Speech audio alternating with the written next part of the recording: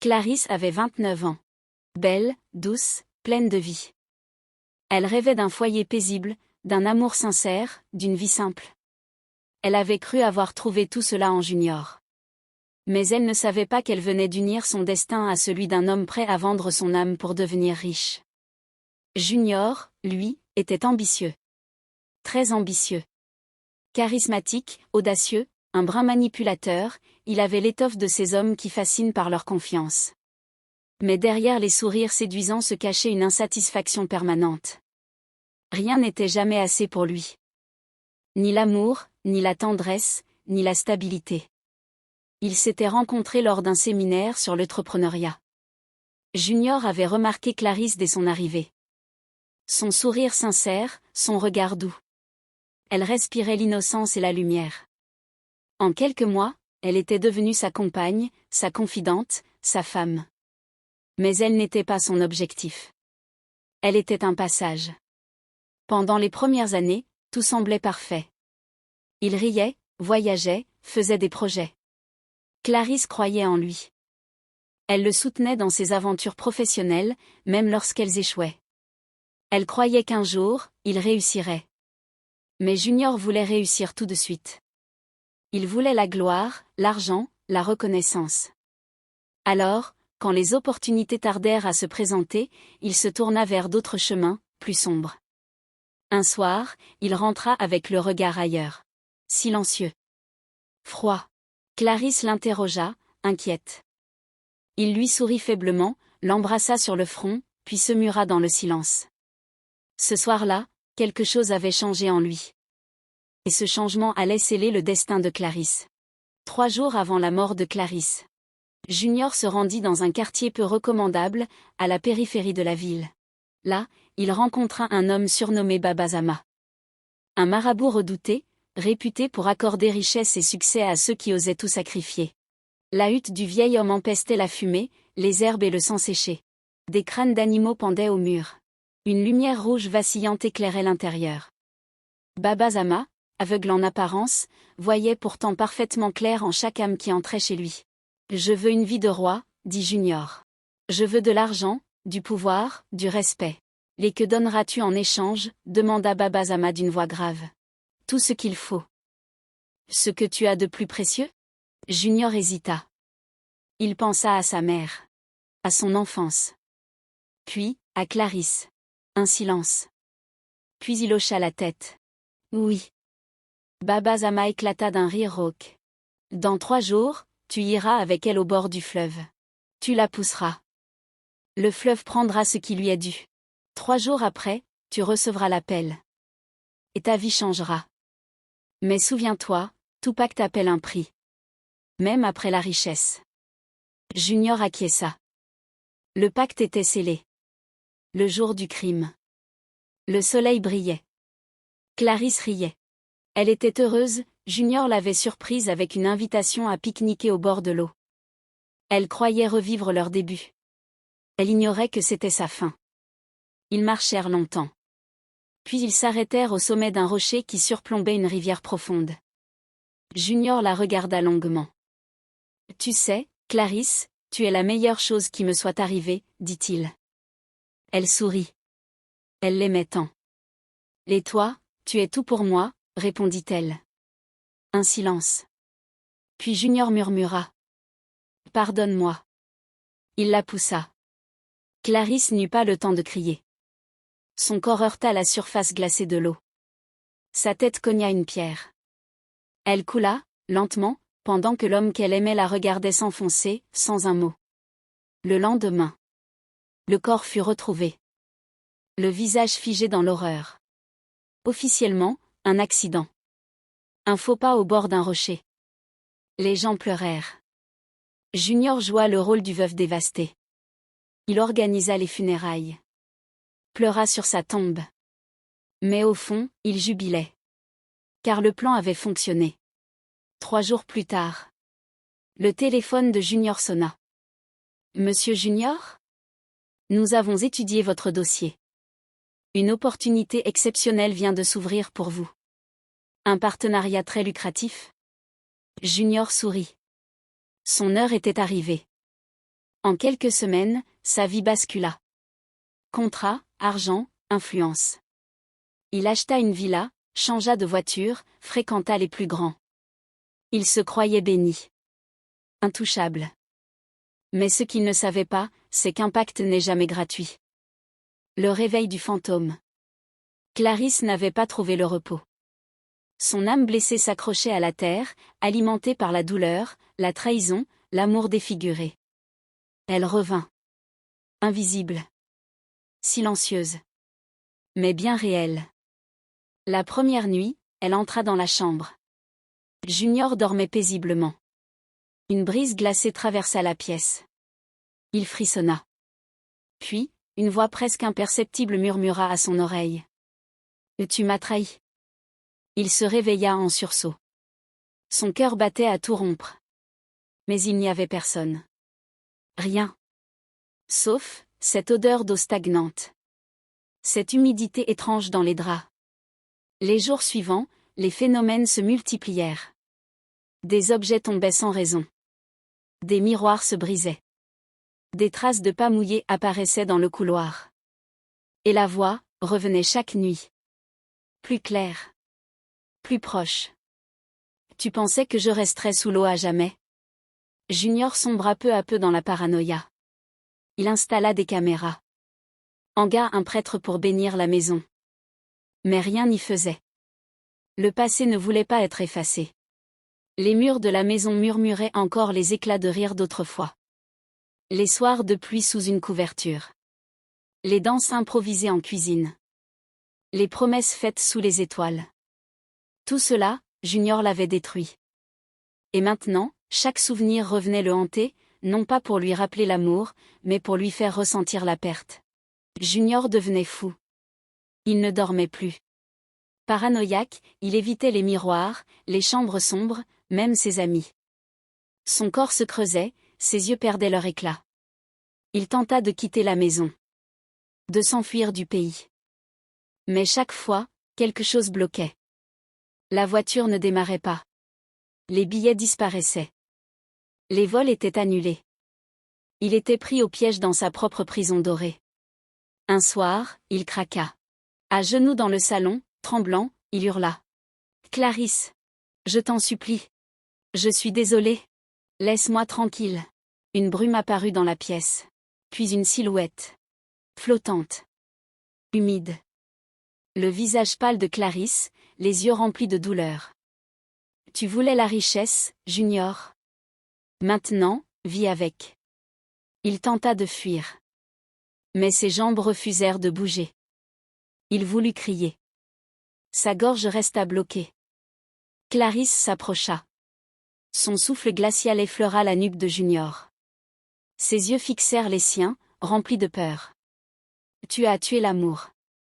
Tu as réveillé la vengeance. » La nuit suivante, les voisins entendirent un cri. Long. Aigu. Déchirant. Quand ils trouvèrent Junior, il était prostré dans un coin, les yeux fous, répétant sans cesse. « Elle est là. Elle me regarde. Je suis désolé. » Mais il était trop tard. La pluie s'abattait lourdement sur la toiture en tôle du petit village où Clarisse avait été enterrée. Ce soir-là, les éclairs illuminaient le ciel comme si le monde lui-même voulait annoncer une tempête, pas météorologique, mais spirituelle. Clarisse n'était plus parmi les vivants. Mais elle n'avait pas disparu. Quelque chose l'avait retenue. Quelque chose de plus fort que la mort, la trahison. Junior, lui, pensait que tout était fini. L'assurance vie avait été versée. Il avait acheté une villa luxueuse dans un quartier huppé de la capitale. Son commerce florissant n'avait plus rien à voir avec les débuts modestes qu'il avait partagés avec Clarisse.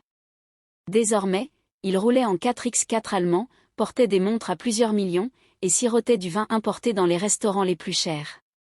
Mais dans cette opulence, il ne savait pas que l'ombre de Clarisse le suivait partout. On ne se débarrasse pas aussi facilement de la personne qu'on a détruite sans raison. La première nuit où Junior emménagea dans sa nouvelle maison, il fut réveillé par un bruit étrange. Un léger grincement, comme si quelqu'un marchait sur le parquet du couloir.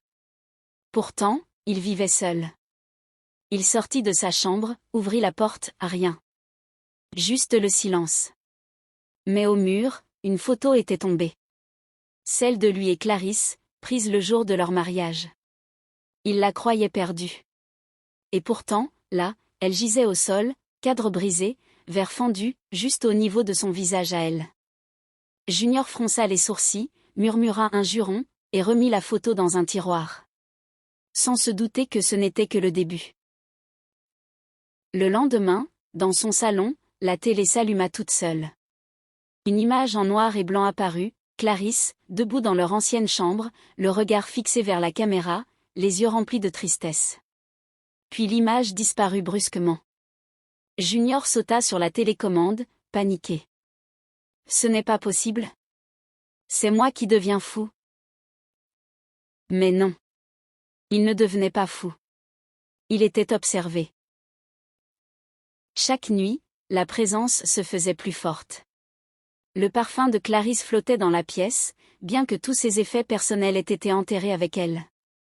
Il retrouvait des pétales de rose sur son lit, les mêmes qu'il utilisait le jour où il l'avait séduite pour la première fois.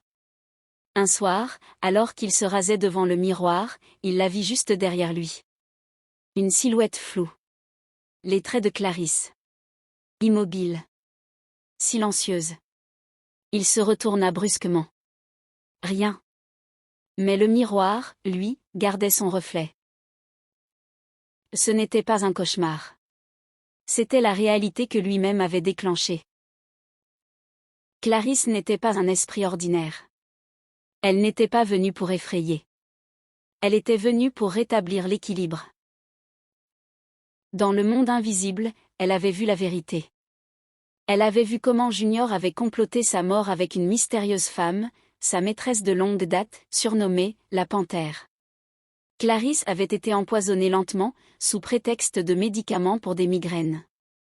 Le poison était discret. Scientifique. Parfait. Mais l'âme ne meurt pas avec le corps. Junior, lui, s'enfonçait dans la peur. Il commença à boire pour oublier les apparitions.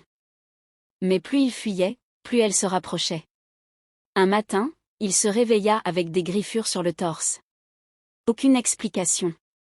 Aucun animal. Et sur le miroir de sa salle de bain, écrite en lettres rouges, une phrase. « Et tu m'as trahi. Tu m'as tué. Tu vas payer. » Il hurla. Il alla voir un pasteur. « Papa, je crois que mon ex-femme morte me hante. » Le pasteur, un vieil homme aux yeux pleins de sagesse, ne sourit pas. « Ce que tu ressens, ce n'est pas une malédiction, c'est la justice. »« Que dois-je faire ?» supplia Junior. « Demande pardon, et confesse la vérité. » Mais Junior ne voulut rien dire. Il voulait garder son argent, sa vie, son prestige. Alors, il ignora l'avertissement. Mais on ne peut pas ignorer une âme qui réclame justice. Elle frappe. Encore. Et encore. Jusqu'à ce que tout s'effondre. La panthère, sa complice, devint la prochaine cible. Un soir, alors qu'elle prenait son bain, elle vit Clarisse dans l'eau. Pas son reflet. Non. Clarisse était dans l'eau. Les yeux ouverts. Le regard fixe. Elle hurla, sauta hors de la baignoire, glissa, et se cogna violemment la tête. Coma immédiat. À l'hôpital, elle ne put prononcer un mot. Sa bouche était paralysée. Junior apprit la nouvelle. Ce fut le choc. Il comprit enfin que le temps lui était compté. Il décida de quitter le pays. Partir loin. Acheter une maison à l'étranger. Fuir ce passé. Mais à l'aéroport, alors qu'il passait le scanner de sécurité, ses mains se figèrent. Ses yeux devinrent blancs. Il se mit à trembler. Les gardes appelèrent les secours. Il fut hospitalisé d'urgence, mais les médecins ne trouvèrent aucune explication médicale. Pourtant, son cœur battait à une vitesse folle, ses yeux restaient figés vers le plafond, et il murmurait toujours la même chose. « Clarisse, pardon, pardon, je t'en supplie. » 3 jours plus tard, il sortit de l'hôpital. Fragile. Paranoïaque. Il s'enferma chez lui. Ferma les volets. Coupa le téléphone. Déconnecta Internet. Mais Clarisse était déjà là. Un soir, tout bascula. Junior s'assit devant la cheminée, dans son salon sombre. Il alluma un feu. Et soudain, elle apparut. Pas comme une ombre. Pas comme un fantôme. En chair et en os. Clarisse. Debout. Magnifique. Digne. Sa robe blanche flottait comme dans un rêve.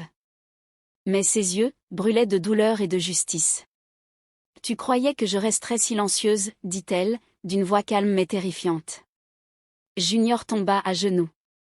Je suis désolée, je t'aimais, je ne voulais pas. Tu m'aimais? Tu m'as tué. Elle leva la main. La pièce trembla. Les murs se fissurèrent. Les lumières explosèrent. Junior hurla. Il s'évanouit. Quand il se réveilla, il était dans un endroit inconnu. Une pièce blanche. Vide. Une voix résonna dans l'air. Tu vivras, mais dans la honte. Dans la solitude. Et dans la peur. Depuis ce jour, Junior perdit tout. L'argent disparut mystérieusement de ses comptes. Sa maison fut incendiée par un court-circuit étrange. Ses anciens amis le fuirent. Il devint un mendiant, errant dans les rues, parlant seul, regardant sans cesse derrière lui. On dit qu'il voit encore Clarisse, chaque nuit. Elle le regarde. Ne dit rien. Mais son silence est pire que tous les cris. La trahison a un prix. Et parfois, ce prix se paie même après la mort. Et Clarisse? Son âme a enfin trouvé la paix. Mais elle veille. Sur celles qui aiment trop. Sur ceux qui souffrent en silence. Et surtout, elle veille sur ceux qui croient qu'ils peuvent tuer, sans conséquence.